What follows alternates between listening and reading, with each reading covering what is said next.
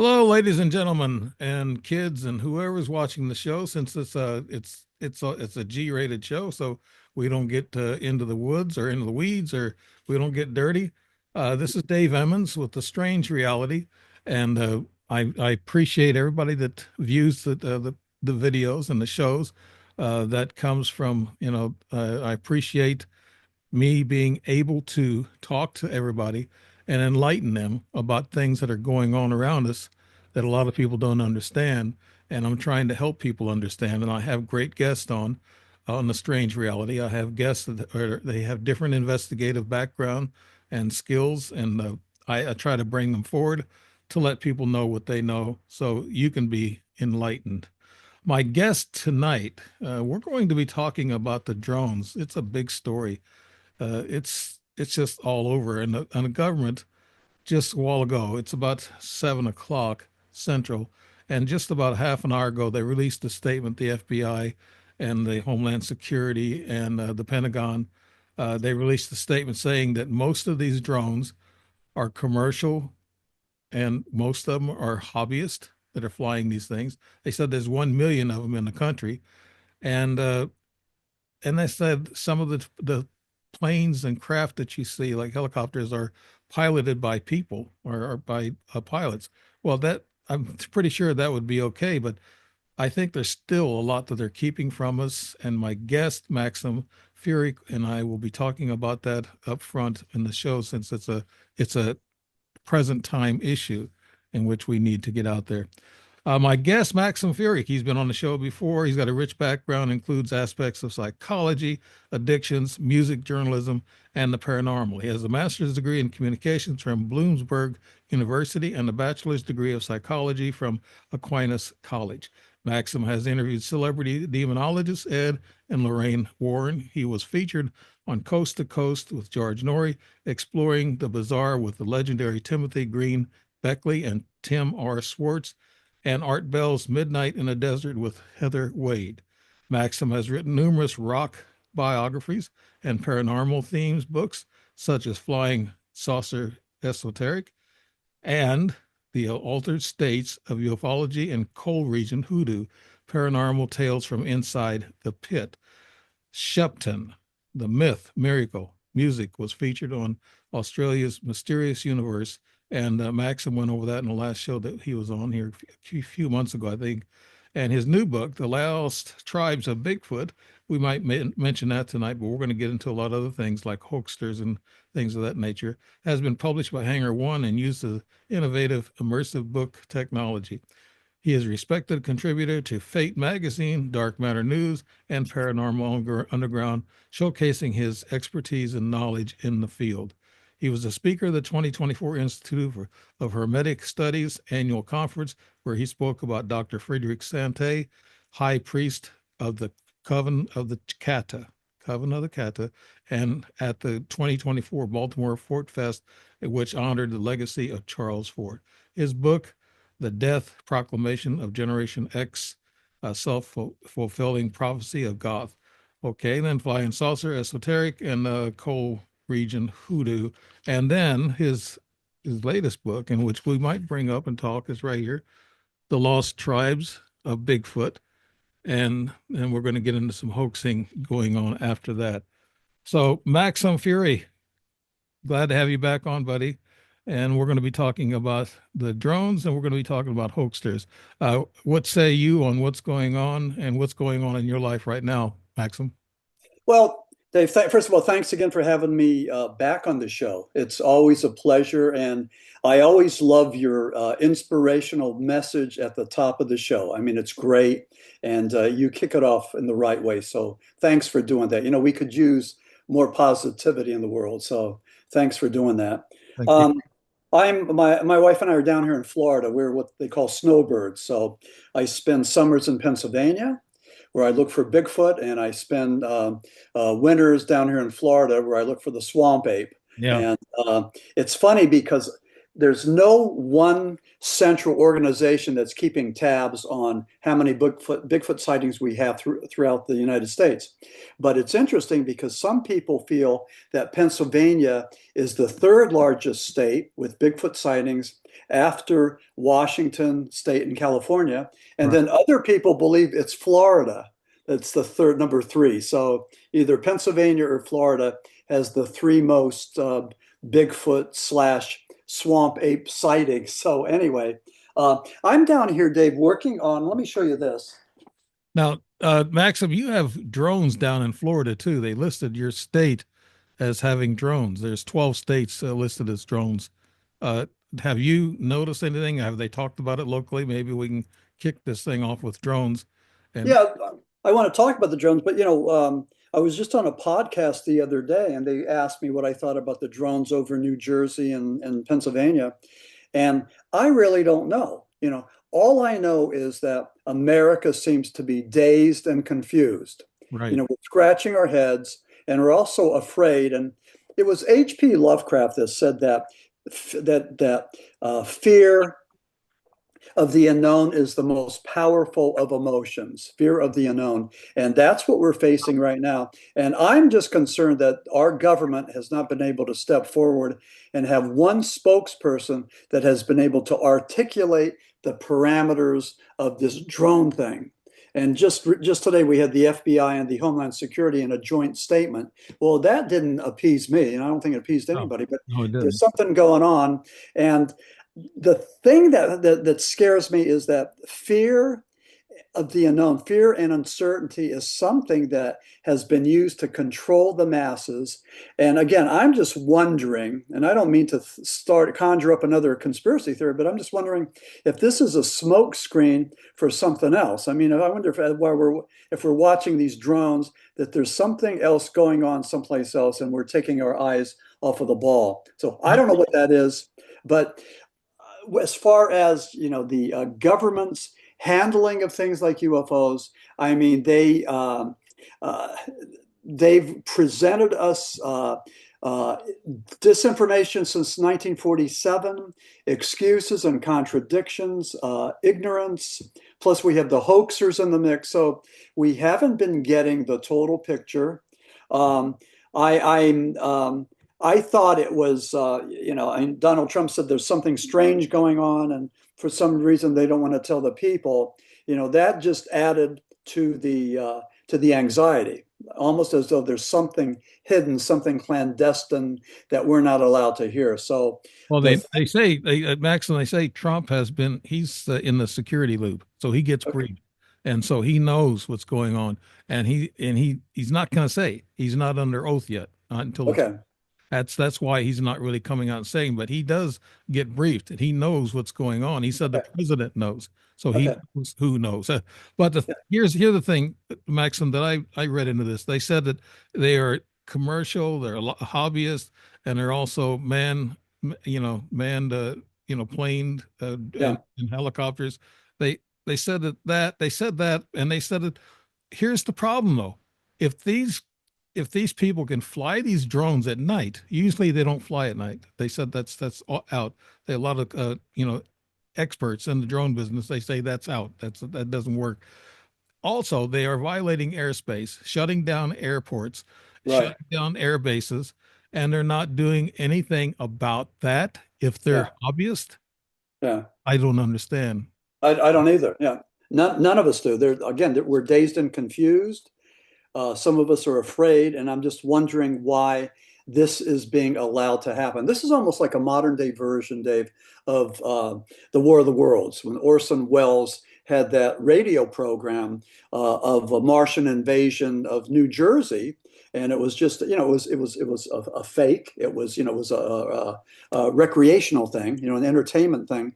But a lot of people that didn't know that, there was some hysteria. Allegedly, there were a couple of suicides, but again, back in the 30s, this was a big thing, and and the masses were afraid of this alleged invasion of Martians into New Jersey. So, this reminds me of that, And we're going to look back at this and just probably look at that fear factor and just wondering why that wasn't contained. Why we weren't being placated and saying something like, I mean, if I was in charge, we got this.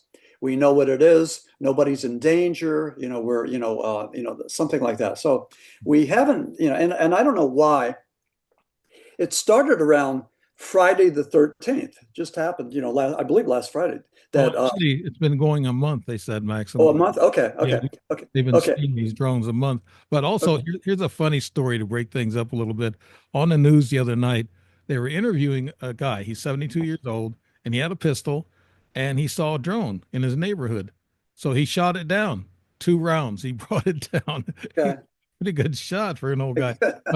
But then they found out it was a Walmart drone making a delivery to his neighbor.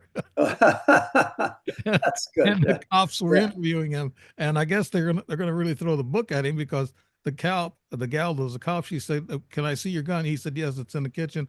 He said it's got a round in it. You can go see it and get it if you want. So that was the end of the video. But I guess they're going to charge him with shooting a gun in a Yeah, city situation and also damaging property of Walmart. So, but here that's part of all this craziness that's going on, and people are going to start shooting. And yeah. you hear the funny stories from the guys down south. They said, "Bring them down here. We'll shoot them and we'll cook them and Yeah, we'll show you what they look like." yeah. So, we don't Yeah, need that, Maxim. We don't need that. no, no. We need law and order. We Right. need we need order and stability, and we're certainly not getting that. So again, this is a good lesson. I mean, what do you do? I mean, it's almost like going back to COVID in 2020. A Right. lot of hysteria, a lot of uncertainty, a lot of people dying. Nobody knew what to do. Everybody was on a different page, and again, that was, we had to, it was a time to find your center and to find what could get you through this thing. Yeah. And here we go again, just another challenge that's being thrown at us Mhm. that we have to deal with as human beings. Now, Nothing new. This happens all the time. the There's long nothing new. Yeah, the longer they hold the truth from us, the more conspiracies people are going to bring up. Yeah. And here's another big thing too. We got to look at the big picture here. We have 12 states now that have drone problems, and Okay. it's going higher and higher as we go. And they have drone problems in China, Australia, and in Europe and Canada, and they're over our bases in Germany, Rheinstadt. And so what's going on? It's all around the world. The Pentagon doesn't explain that. Why Yeah. you got drone problems all around the world, Maxim? Yeah. Yeah, I don't know why. Again, I'd like to find out what's going on, and so would everybody else. But again, I wish that there was a clear voice speaking and giving us some comfort, and that's not happening. So I don't know, Dave. I'm just as apprehensive as the next guy and just trying to figure it out. And I knew when I came on here that we were going to talk about the drones, and you were going to say, well, "What do you think they are?" And I don't know. I mean, I don't know why all of a sudden we're seeing all those drones and planes and lights. I mean, I don't know why that's just happening, just recently. So I don't know. I don't know why that is. I don't know what has changed. I don't know if there's any FCC regs that have changed that's allowing more people to fly drones or to fly at night or what. But Oh, nobody's yeah, talking about that. they brought up orbs too. They said, yeah, Okay, yeah, we have people saying that they see orbs, and they are. They have got pictures, they got videos of them. They got orbs. Also, there's a couple of videos. Can we believe everything that's on the internet? No, I don't think so. That's what you're going to be talking about, hoaxers, and people get a little conspiracy theory. They get a little wild, but I've seen some movies on the internet that actually look real. It looks like one of the drones approaches one of the orbs, and the orb eventually, after a couple of entanglements, they get close a couple of times. Then all of a sudden there's a bright light, and then the drone falls to the ground. Yeah, hmm like the orb blew it apart or shot it. But yeah, that's weird now. yeah, And there are orbs, and there's orbs all over the place, and the government says those are stars that people are seeing. yeah, That's what they said in Roswell, right, Maxim? yeah. One of the conspiracy theories, I believe it's been debunked, but they were saying that these drones were a government heat-seeking Yeah, drones trying to find to track down this a radioactive device that the terrorists got. right. And what happened was there was some radioactive something that disappeared maybe around Jersey, but they were able to retrieve it and place it where it needed to be placed. But that was one conspiracy theory that was going around the rounds because I was just on a podcast the other night and they asked me about that radiation, conspiracy theory. So, that that has been debunked, but that was something that made the rounds for a while. Yeah, but they also said that they found out that it was such a small, minute radiation that it wouldn't have caused an alarm like this. And they said it was a pin size. I guess it wasn't very big, in which was missing some kind of, I guess it had plutonium in it or something. And they said it emitted radiation, but the radiation was really small, almost almost safe zone radiation. And that's what I mean. They kind of, like you said, they kind of debunked that. But why are they constantly going?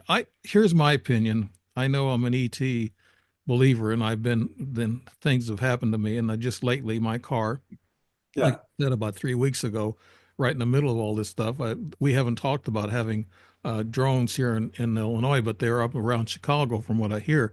But I got in my car one night, and I told you the story. I turned on the key, and then all of a sudden, all my lights were lighting up on the dashboard and then on my mirrors, they were lighting up. And my speedometer was going back and forth like this. And it was just weird. The car was just going crazy. I've never seen that before, especially a speedometer going like this. And then there's all kinds of check engine light, check this, check that, check this, just flashing. And my brake light was on and I didn't have the brake on. It was kind of crazy. I should have filmed it. But Yeah. it is, like I said, I was caught up within the car trouble, wanted to figure out what was wrong with the car. But something told me, go ahead and drive it. So I drove the car. It was clutching kind of hard. The automatic transmission was clutching kind of hard, and the brake was really solid, it's unbelievable. And then I drove for a little while and turned off the road, tried to look at everything. It was too dark. Then I went to my destination about 10 minutes away, and it stopped. That's why the voice told me to drive the car because it stopped. Hmm. Something, energy or something hit the car. And this was during the time right in the middle of when all this started. This started back in November, this drone thing, I think November 10th or somewhere like that. And that's when it all started. So it's been going, they said 4 or 5 weeks now. And the Pentagon hasn't figured it out yet, Yeah. Matt. So you think that maybe there was a connection, some kind of correlation between your car troubles and the drones? Yes, because there's people now in New Jersey and in New York who say when these drones pass over them, close over their car, actually it changes the clock in the car. And they said their lights flicker with the magnetic energy, I guess it displays.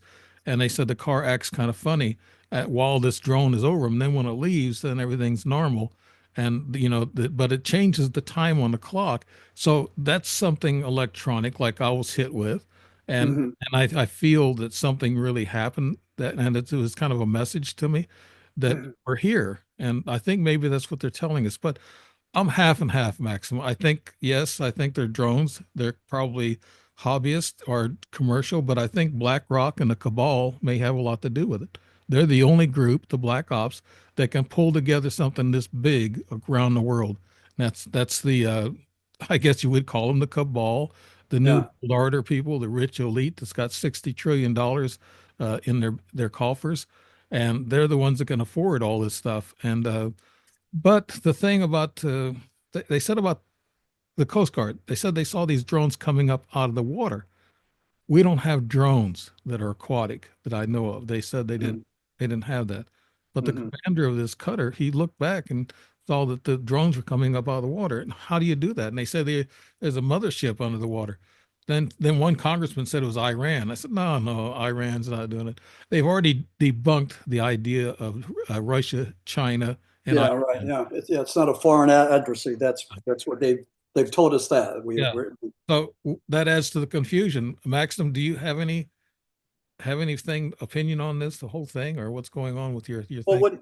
What you just mentioned about no underwater drones, the only thing that came to mind was the Tic Tac video from 2004, where the Navy pilots were able to shoot this video of a UFO, a UAP that hovered, and then it went down, and then it went under the water. And prior to that, the Pentagon was calling these UAPs unidentified aerial phenomenon, Right. and then after this one went under, it was unidentified anomalous phenomenon because it wasn't just up in the air, but it was under the water. So who knows? I mean, who knows? Dave, we're here to try to figure this out, to try to put some labels on it, to try to make some sense, to try to come up with some hypotheses, Yeah. to figure out the paranormal, Yeah. which is lies outside of the scientific. So that's what Mhm. this is. It's a lot of conjecture and everything. And again, just to summarize, with the drones, my only conclusion is that all of us are just left with this fear and anxiety and confusion. So that's I think the lesson to that. Whatever and hopefully that just ends soon, and and they could figure this out. I mean, it was similar to the Chinese uh, hot air balloons that we were finding on a regular basis, and we finally shot those down. So Yeah. I don't think these are coming from China, but Right. initially I did, but now I'm second guessing that. But again, we need more intel because Right. we don't. I think my conclusion, my thoughts are this, is that I think it has something to do with the cabal. I think they're the only rich people, the elites, that can put this all together and put it all around the world, because these drones, the ones that they're flying, are expensive. They're not Yeah. cheap, and some of the ones that we have, the commercial ones, are cheaper. But I Hmm. think part of that is them flying a bunch of drones, and also this idea. Remember when they said that they have this project, Blue Beam, that can actually put, I guess, pictures in the sky and actually make it look like a craft, like a UFO and stars and things of that nature. Okay. Yeah. Okay. It's called Project Bluebeam. Matter of fact, the scientist who kind of worked on that project told me to put that show out again that we talked about. And this was Hmm. some time ago, almost a year ago, that we talked that something like this might happen under Project Bluebeam. And that could be, maybe the cabal or black operations got a hold of this and they're doing that part of it. But I think it's drawing curiosity, because there's a Dr. Shipe who I had on the show a couple of times. He's got these little dragon things that are not very long, and they fly 1,200 miles an hour, and they come up with every aircraft that flies by. It goes up by them, and what it does, it takes a quick picture of them or whatever and what they got on the payload. And so that's what I'm thinking. What's going on now? I think the UFOs are curious about what's going on with all these drones, because they Hmm. know something's going on. So they're watching, actually, and people are seeing, I think, Hmm. UFOs. I really do, with the Hmm. bright orbs and the orbs that are moving fast and moving around. I think they're watching all these drones or all the activity, what's going on. They're curious, the ETs, and Hmm. they're our friends, and they'll stop any big war in case we ever get to one. Maxim, what do you think the ETs would do? Would they stop a war for us? Well, that's what George Adamski told us back in the 50s. He said that the space brother was there to warn us about nuclear annihilation. They were concerned about what happened in Hiroshima and Nagasaki. And George Adamski, even he was a multi layered guy. He operated on several levels. One, he was like the biggest hoaxer and con artist in the world, Right. but yet he gave us hope. He was one of the first people to bring in this new age, almost like a type of religion, that it was the space brothers that were going to save us from ourselves. And George Adamski was sort of like prolific in that respect. And again, when you take a look at his alleged flying saucers, they were light bulbs and batteries and a lot of crazy things that he just cobbled together and claimed they were flying saucers. But his story goes beyond that, and he had a lot of followers who believed in him. So pretty interesting individual. There needs to be a documentary or two made about him, because I mean, here's a guy that spoke broken English. He was Polish American. He had a third grade education, but he surrounded himself with people to do his bidding. He was a good looking guy, and the women just showed up and they, helped him out, helped write his books. And the FBI kept a dossier on George Adamski because they didn't know what he was up to. Right. So Yeah, I remember that. Yeah. pretty amazing. But I think in summing up, and we're going to get to your hoax thing here, but in summing up, I think it could be one third real UFOs that are observing what's going on with us.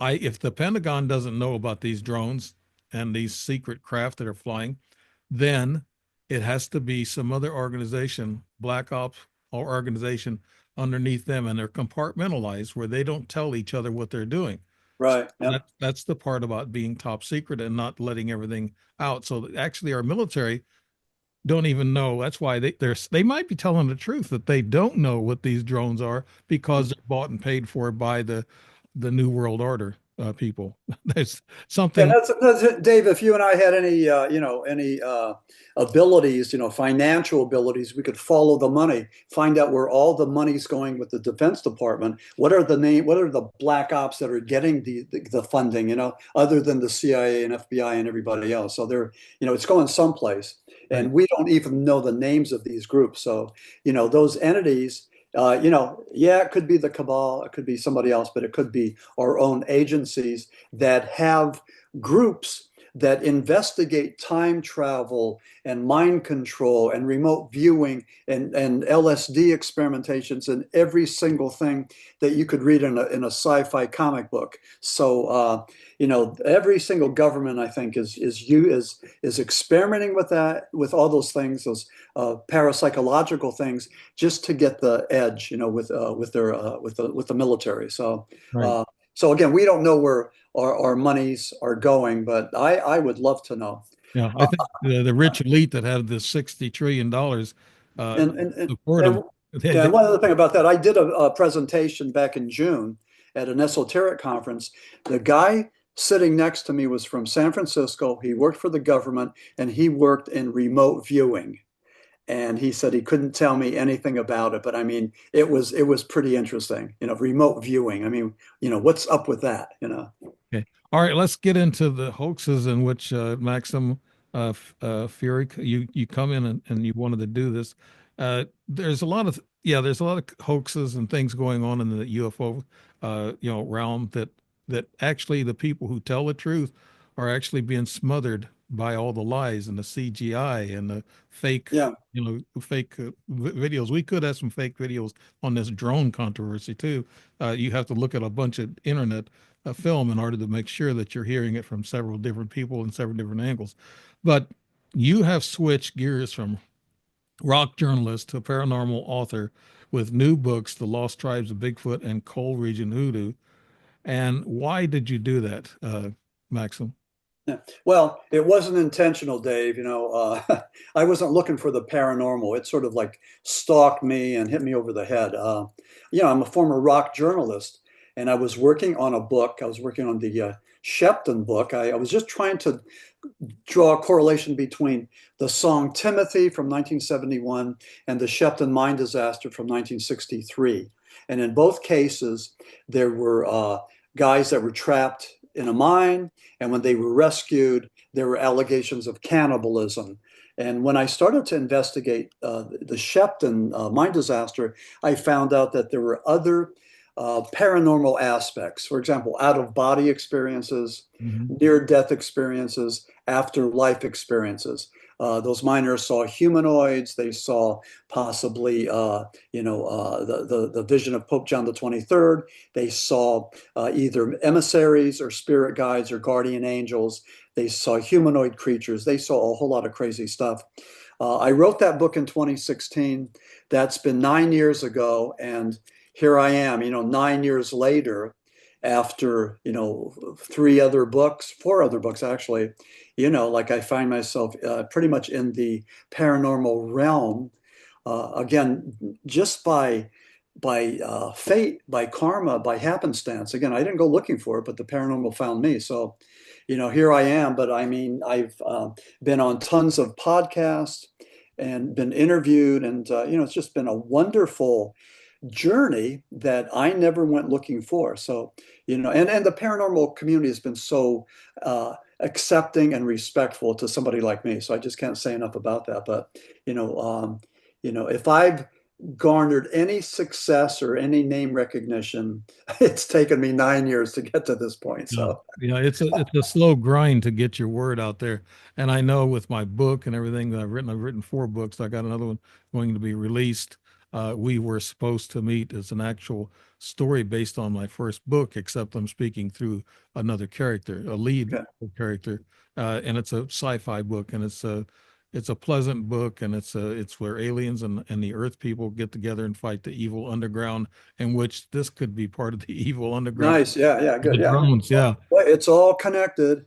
It's Yeah, all it's into yeah, the, yeah. yeah. You said that in 19, well, let's see, in 2023, I think you were talking about the cryptozoology, Nicole.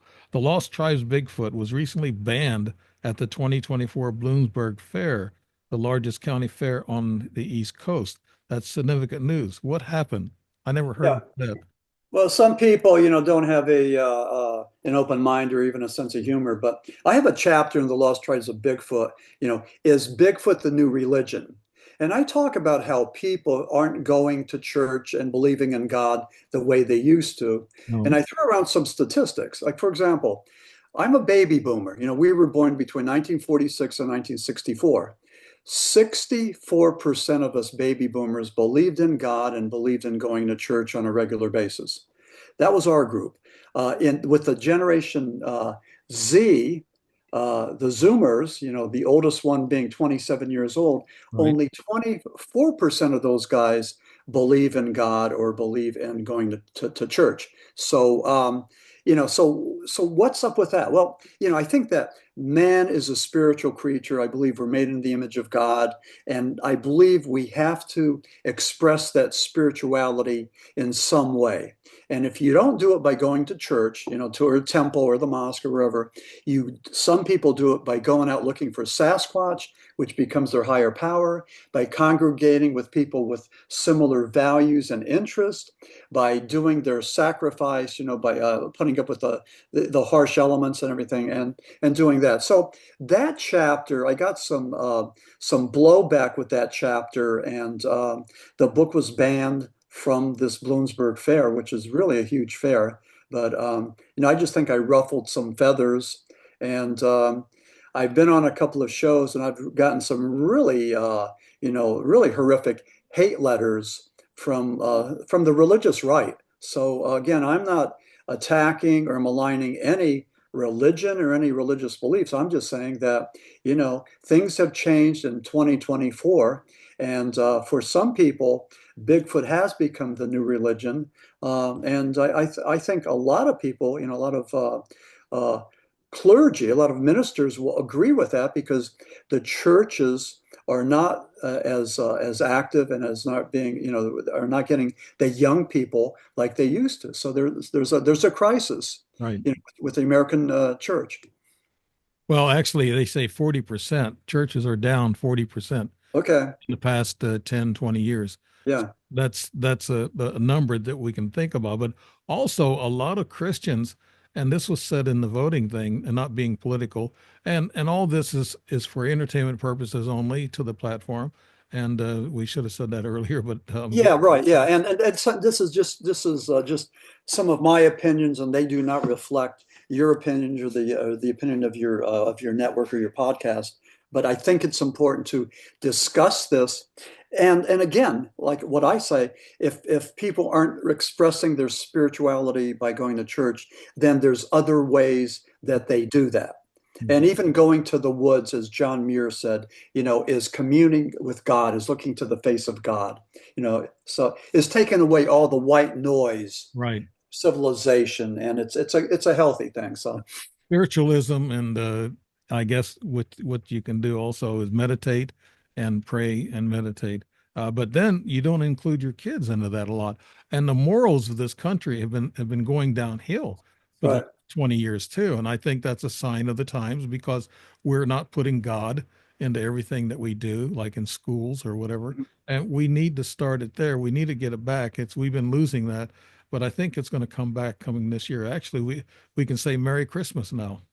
Yeah, yeah, Yeah, but okay, now that I think that was a slap. I never heard about that. Your book being banned or not talked about, or the from this organization.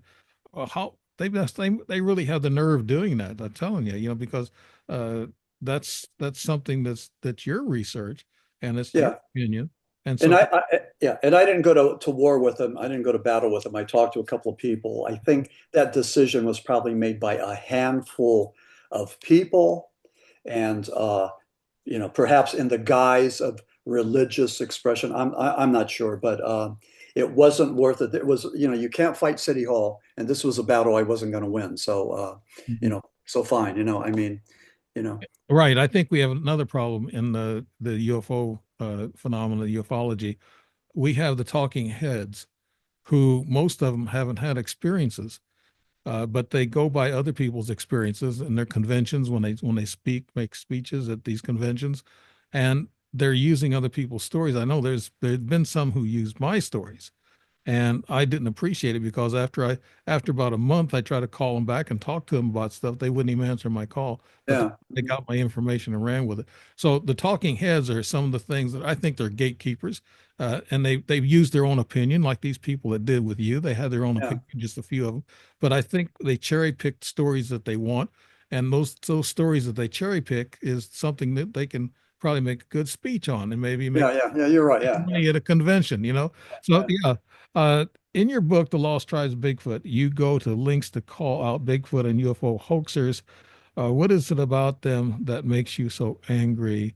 UFO and Bigfoot hoaxers. I I haven't seen a real clear picture of Bigfoot. And so a lot of times it looks like it could be somebody in a suit. But with the UFOs, we get a lot of pictures of UFOs and orbs and things flying around. But some of those could be, CIG, and they could be AI. Right. Without. Yeah. So what was your comment about the hoaxers in those areas, Maxim? Yeah, well, I think that, Dave, I think they've sold their souls to the devil. I think they do it for different reasons, but we've seen this in the cryptozoology field, uh, where people talk about on these podcasts, talk about hanging out with a family of Sasquatch, feeding them apples and pears, that Sasquatch doesn't like rock or rap music, but likes country. All these things, these intimate details of this interaction with this elusive cryptid. And all I'm saying is, if it's true, you know, show me some proof.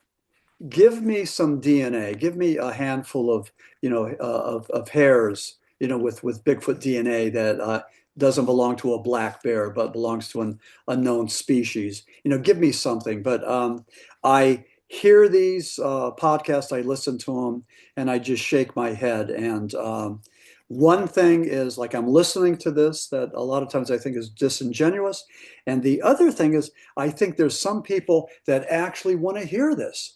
It's like a two-way street. Like they would rather hear the pseudoscience rather than the science. So uh, I'm angry because I believe they're setting back the world of parapsychology and cryptozoology, by decades.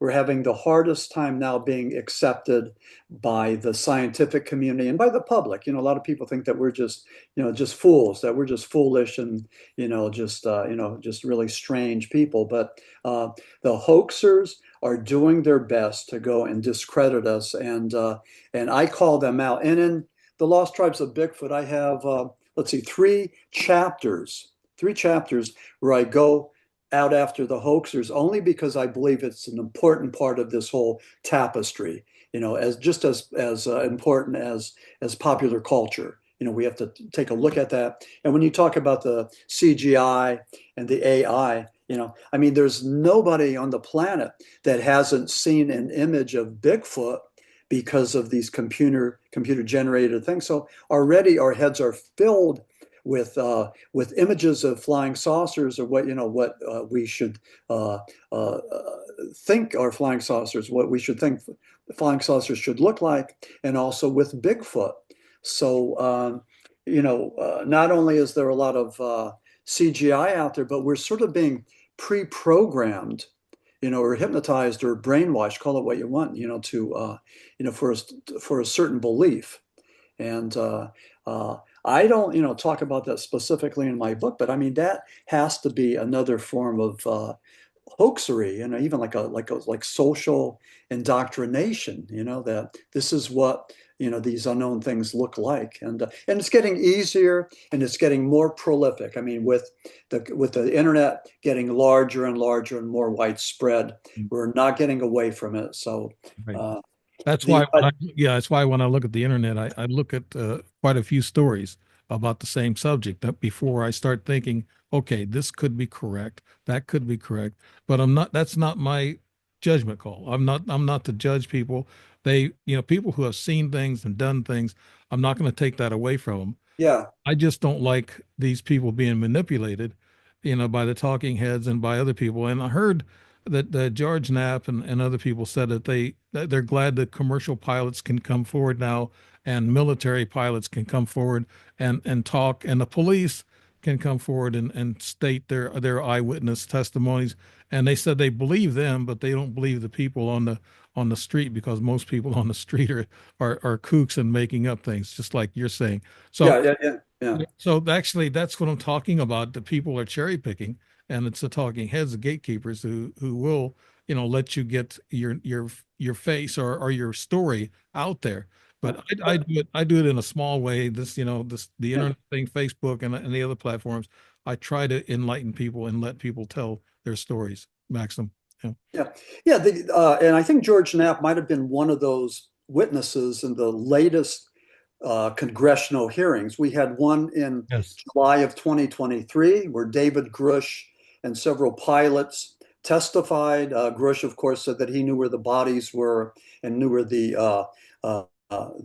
crashed vehicles were. He claimed that he interviewed over 40 government workers, who had retro-engineered this alien craft, and some of them were injured by doing that.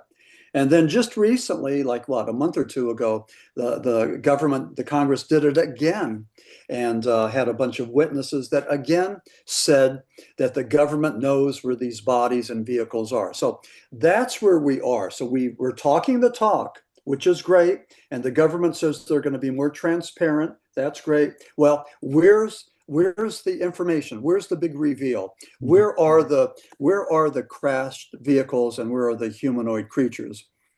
Um, I am currently a Floridian, a Florida resident. Right. Last year, I wrote a letter to Senator Marco Rubio, who was on the UFO committee. He's now going to be Trump's Secretary of State.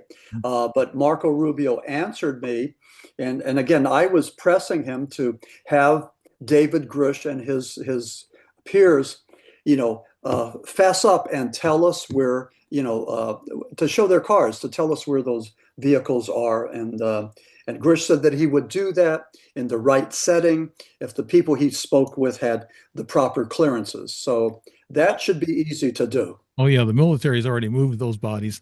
He should Yeah, yeah. So, he should have so, never so brought that up. Yeah.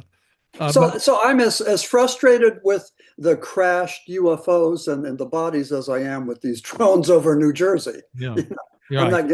not getting any satisfaction. No, I don't know what the answer is going to be there, but something the government is afraid of telling us, just like they were back in 47 and way before then. We were controlled by the government and the cabal and the rich elites. And that's the whole thing about that. But I look at this whole thing about ufology or anything that's going on, that they're throwing out everything they can to confuse us. I think it's smoke screens. They're like you was talking about fear a while ago, and Yeah, fear being the best thing to control people. Uh, absolutely. the anxiety and the fear of something, and maybe that's what's going on. That's why they're not giving us answers. They want us to be afraid because we could be in a false flag, martial law type situation. That's scary. That's Yeah, fear. it's scary. Yeah, and Same in person. you're correct about fear. We are being manipulated through fear by religion, by politics, by the pandemic, by the environment, by a whole lot of things. I mean, you name it. We're afraid of that apocalypse. And Dave, I want to show you something. I want to show your listeners something. It's right here. Yeah. My next book is going to be. Can you see that? Yeah, paranormal apocalypse. Yeah. Yeah. And when will it end? So there it is. So there's the cover, and Okay. we had the cover done before the book. But anyway, I'm excited about that. Yeah, that's how I start off with the concept, with the cover concept. Good. Then Yeah. I Okay. get into It gets you motivated, right? yeah, then the introduction comes next, and then you say, okay, what am I going to write? How am I going to Yeah. write all this stuff? But I got another book I'm working on. I might be co-writing a book with somebody else. A real nice guy, big guy in writing. He Yeah. flips as me and his awards. So he's he's a straight guy. I hope the project goes through. He's a nice guy, but I think that I think that the government's taking advantage of like the hoaxers, like you're talking about, like with Hmm. Bigfoot and UFOs. They follow everything we do and say, and so they're looking at our weaknesses. Our weaknesses is truth. We can't find the truth. So what they're doing to us, keeping the truth from us more, Yeah. and Yeah. that's just. I think there's something building on this. I'm not quite sure. You mentioned the guy here, significance about Ray L. Wallace. Uh, Yeah. what is about him that you said? You said that he's probably, is he a hoaxer? Is that what you're saying, Maxim? Oh, absolutely. Yeah. And one of the red letter dates for Bigfoot, for cryptozoology, was 1958. And that's when the Jerry Cruz, he was a wildcatter up in Northern California around Bluff Creek. And he found these humongous tracks there. And what they did is they took imprints. And this was the first time that we've seen, that we heard about Bigfoot, because the Humboldt Times wrote an article about the California abominable snowman, and they called it Bigfoot. That was the first time that the term Bigfoot came into the American lexicon. So that was 1958. But there was a guy named Ray Wallace. And along with the legitimate, we believe to be legitimate, reputable tracks, Ray Wallace was going around with a wooden thing and making these tracks. The media picked up on that and was saying that this Bigfoot thing was a hoax. And again, the Bigfoot thing was discredited from Jump Street from day one, because this Ray L. Wallace. And so he came out, and Lauren Coleman, the noted cryptozoologist, said his quote was this about Wallace's notoriety. He said, quote, "Fakery not revealed is a lie that lives on into the future." So it was Coleman that said that we got to call you out and expose you for what you've done. Otherwise, your lies, your deception continues on into the future. So Lauren Coleman, waged war against this infamous hoaxer. And another one was, I have in my book, a guy named Rick Dyer, Yeah. and he had a rubber suit that looked like a Bigfoot, and he would take it around and charge money for it. And he made something like $60,000 going to carnivals and fairs, showing this rubberized suit. That finally he was called out. But these two guys they just enjoyed doing it, and it was also almost like the movie Catch Me If You Can. It Right. was almost like Jack the Ripper writing letters to Scotland Yard saying, try to catch me. So he did that.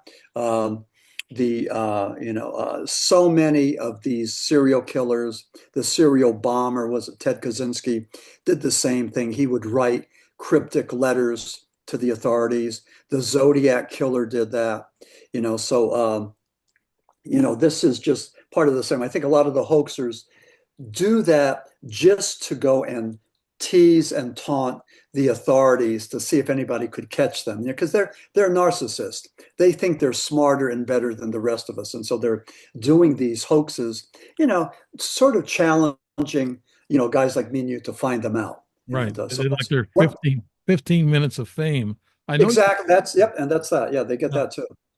you talk about the Piltdown man, and then you said it took over 40 years to prove the Piltdown. Piltdown Man was a hoax.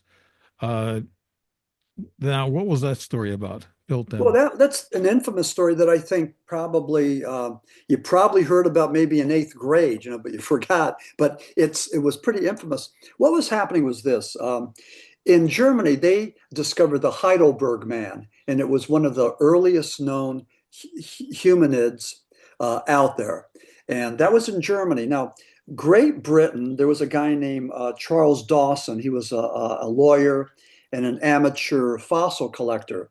He found what he called the Piltdown Man, and it was old.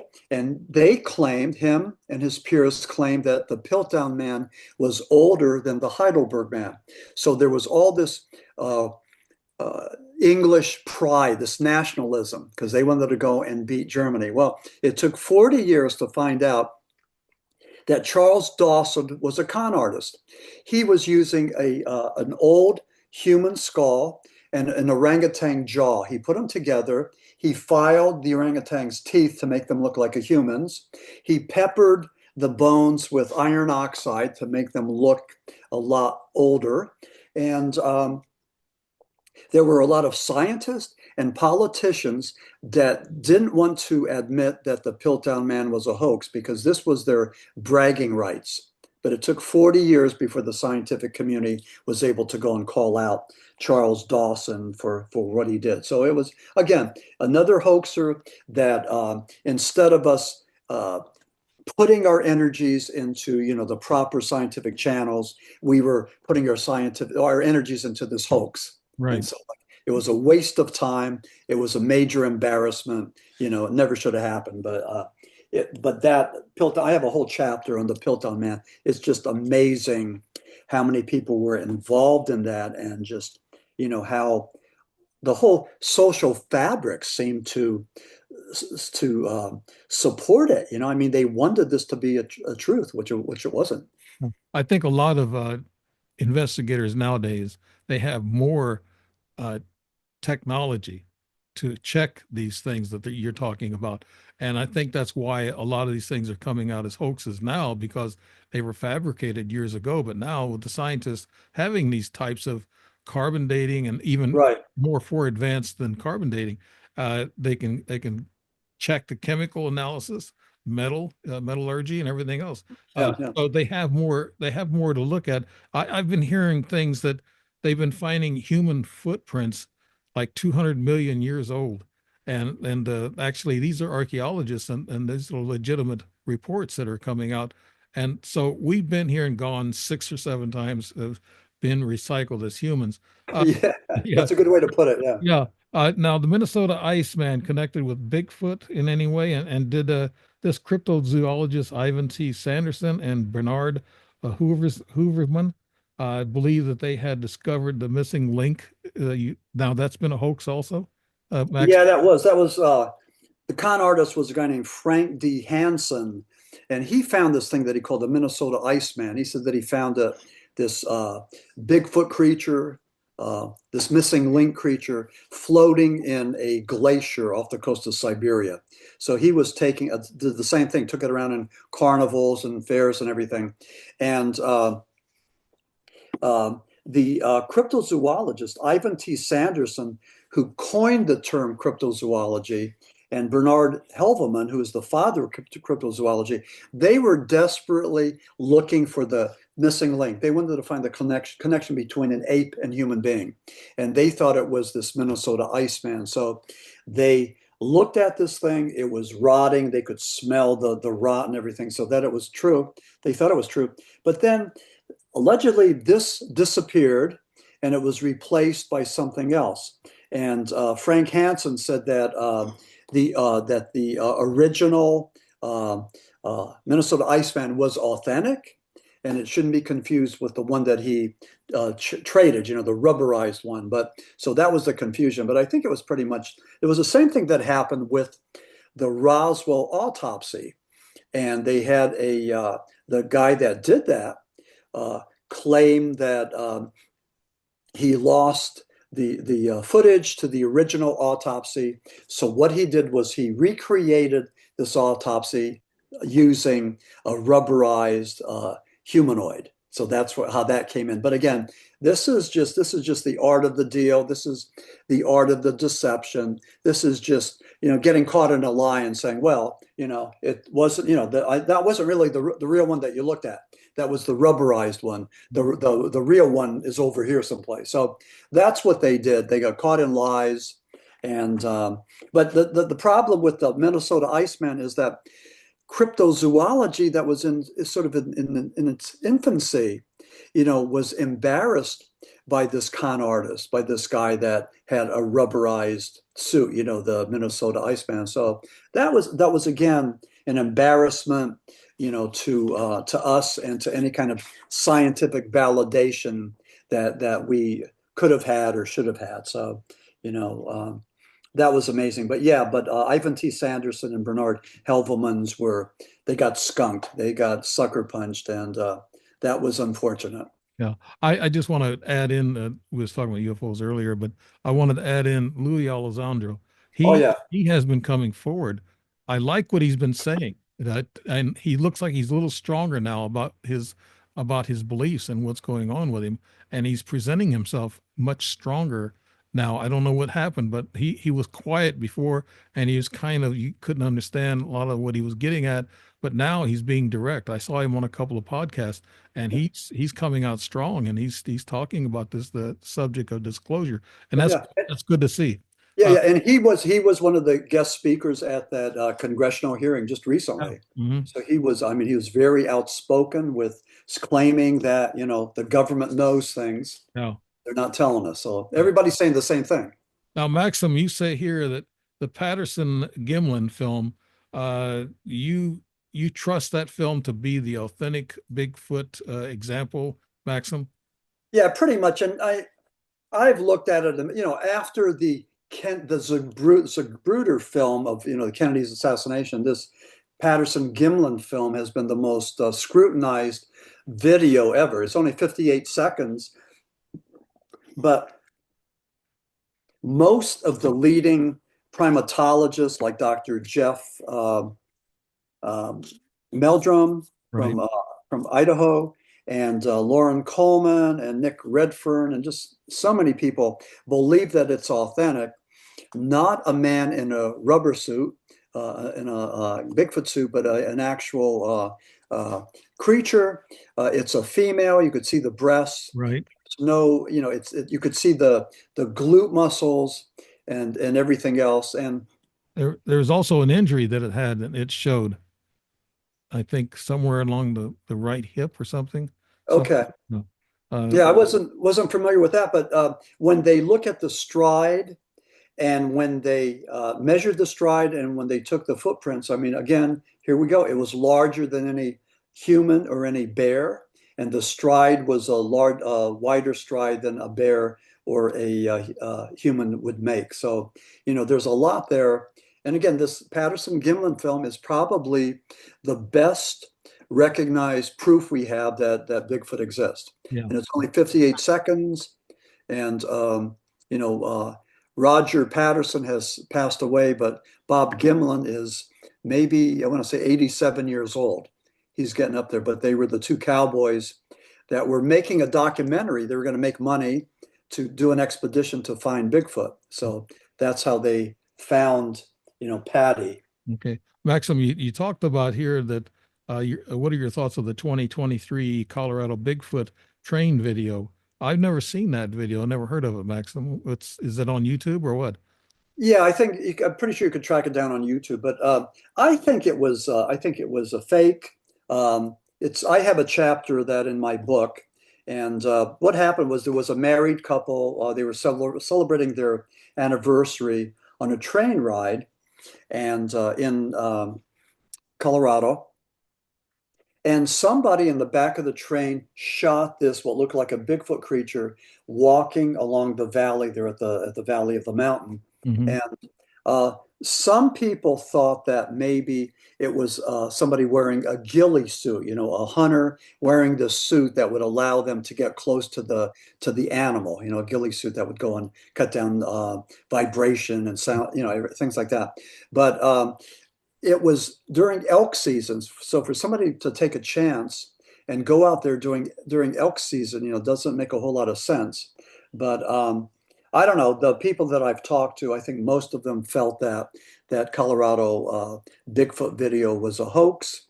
The only, bit of wisdom that came out of that was when I talked to Ron Murphy, and Ron said that at least this video gives us an opportunity for discussion. So at least we could take a look at the both sides and talk about what we think is going on there. But I think it was a fake. And again, with technology, it was just a video camera from the train. And I've seen it. It wasn't real good clarity. Certainly not as good as the Patterson Gimlin film. So I think it was a fake. Yeah, I can see some of these Bigfoot videos, and I can actually tell they're fake by the costumes and the people that are in them, the way they step, the way they walk in the costume. It's just, and then you have these cameras that flip real quick off of them and then on them and back on. Yeah, You know, yeah, what's that all about? That's yeah. part of the hoaxing thing. Maxim, let's talk about George Adamski. You brought him up earlier pre-show. And what is he a hoaxer or what, Maxim? What do you think about George Adamski? Well, absolutely, he's a hoaxer, but Adamski was more than that. When you take a look at all of his flying saucer photographs, his alleged flying saucer photographs, they are light bulbs or they're this device that they use to hatch chicken eggs, Right. whatever you call that hatchery thing. Yeah. Just crazy things that he put out there as being flying saucers, and people believed him. He claimed that he was friends with this guy from Venus, that he would go for rides to Venus, that he would go to a conference in Venus, all of this stuff. So a lot of that was just like, just hard to believe. But the thing that George Adamski did that we can't ignore was that he gave us hope. And George Adamski was almost like a minister. He was almost like a preacher because he was saying that the Space Brothers were warning us about annihilating ourselves with nuclear bombs. And this was after 1945 when we dropped those bombs on Hiroshima and Nagasaki. So there was a lot of concern, about the Cold War, about Russia dropping bombs on us and vice versa. The drills in school where kids would hide underneath their desks. I mean, all of this stuff. So we were in that Cold War hysteria, and it was George Adamski who gave a lot of us hope, that saying that the Space Brothers are going to show us a way out. And this is pretty much the way this works. It starts with fear, and I'm afraid that the world's going to destroy itself. But here's the Space Brothers, and they're going to save me from this annihilation. So that's what works. You have the fear, and then you have the savior. You have the fear, then you have the person that's going to take us out of there. Whether it's Reverend Jim Jones or Charles Manson or David Koresh or whoever. Yeah. So that's the way these cults work. Starting using our fear and then giving us hope and promise. And Yeah. that's what George Adamski did. It's almost like what's going on now. We've had such an increase in UFO sightings. And right now, with this drone thing, I know a lot of these big orbs and bright orbs that are moving, those are UFOs checking us out, monitoring what the heck is going on. They're probably in those, yeah, the flying saucers, and they're probably, what's going on with these humans? They got all these drones, Yeah, yeah, they got all these craft going all over the place. What are they up to? So yeah, yeah, I think they're curious too, and that's what draws them here. They're yeah, here. yeah. Yeah, so we also had the secrets of the military and the black ops and everybody else involved in this whole thing. Uh, let's close this off by actually what we were talking about. What motivates individuals to create hoaxes and elaborate deceptions, Maxim? Yeah, take your pick. With George Adamski, I mean, he had international recognition. He had audience with the Queen of Sweden, the Pope. just like numerous people. I mean, he was high profile, and he did it for the publicity. There were people that have done it for the money, for their notoriety, but a lot of people just do it for the challenge of fooling us and toying with us. And then other people do it, as you said, Dave, for their 15 minutes of fame. And they tell a lie, and it gets bigger and bigger, and they refuse to admit that it was a lie, and that's what they do. So I think it's unfortunate. I've never confronted anybody who's seen a Bigfoot or a UFO, and I've never confronted them and called them on it. If they say it's true, then I'm gonna respect their vision, their experience. But there's just too many of them that are making money, and I think on our backs. And I talk to these Sasquatch hunters, and there's a lot of animosity towards the hoaxers. I mean, they hate it because it just showers us with a whole lot of discredit. It's just a horrible thing what they're doing. So Same thing with UFOs. And I know I wrote a book about all my experiences, but I can swear to God, the creator, the source, that all that book is true. And I would not lie about that because yeah, I don't need to. I was a yeah, musician. I was a musician. I played in front of lots of people, and I had my 15 minutes of fame doing yeah, yeah, drum yeah, solos and things of that nature. So yeah, I got that all in my system. I don't yeah. need that. But I'm just saying that I don't need to hoax anything nowadays. I'm too old to lie, and I'm not going to. And I stuck to my story, and I'm sticking to it. That's I know, it's good to hear that. Yeah. yeah. So Yeah. We, that's we need more kindness and more honesty in the world. So right. thank But I don't want to diss other people who have stories. Yeah, right. Yeah. Well, We don't know. A lot of times these ETs can go into our consciousness at night and tell us things because everything does come from outside. That's what Tesla said. That's yeah. von Braun said that their ideas come from outside. Our brain is just a receiver. So Hmm. who can say what these people are receiving at nights in their sleep? Yeah. Dreams, they say lucid dreams are real. So yeah, Hmm. okay, we'll go with that. All right, we're going to end the show. Maxim, could you tell us where we can find your books and your activities? Yeah, Dave, again, thank you so much for all that you do, and for your kindness. I really appreciate it. Um, your listeners, if they're interested in any of my books, they could either go to Amazon and check them out. And the latest one is The Lost Tribes of Bigfoot, or they can just contact me directly through my website, and that's www.maximfurek.com, MAXIMFUREK, and contact me, and I would be glad to go and hook you up with autographed copies of any of my books. So, and it's always great to listen to hear from the listeners, the podcast listeners. It's like one of the biggest thrills when somebody reaches out and said, "Hey, I heard you on Dave Edmonds' show," or whatever. So it's just a good thing. Yeah, we do have a comment section on this pre-recorded show, but I will be doing a live show after the first of the year. Right now, I got my guest line up that it's not on a Wednesday night. It's for Oracle talkradio.com is what I'm working. I'm going to work one night with them on a live show. It could be a Wednesday night. I think we decided that. That's Oracle radio, radio talk, let's see, Oracle talkradio.com. I get that backwards. And also I'm on paranormal activity, real paranormal activity with Aaron Hunter's network. He puts me on this show on a Thursday night. So I'm being I guess integrated throughout the internet, and I have platforms of my own, but Oracle has about 20 platforms. I got about 8. So Yeah, we're wonderful. Yeah. Well, you're doing great work, and your name's out there too. So I mean, just I see you all over the internet. So that's great. yeah, it's a good thing I'm not wanted.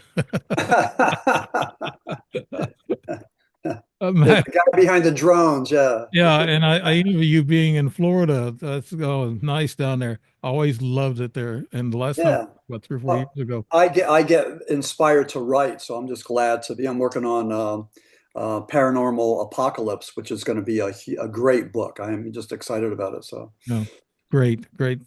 Just we'll do another show when you get the book or whatever happens. We get some time, we'll get you in. Maxim W Furek. Look him up on the internet. He's been the guest here, and you've been listening to Dave Emmons and the Strange Reality Show.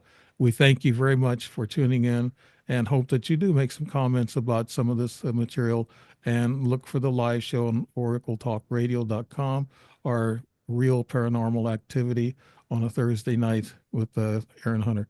Thank you so much, everybody, and good night.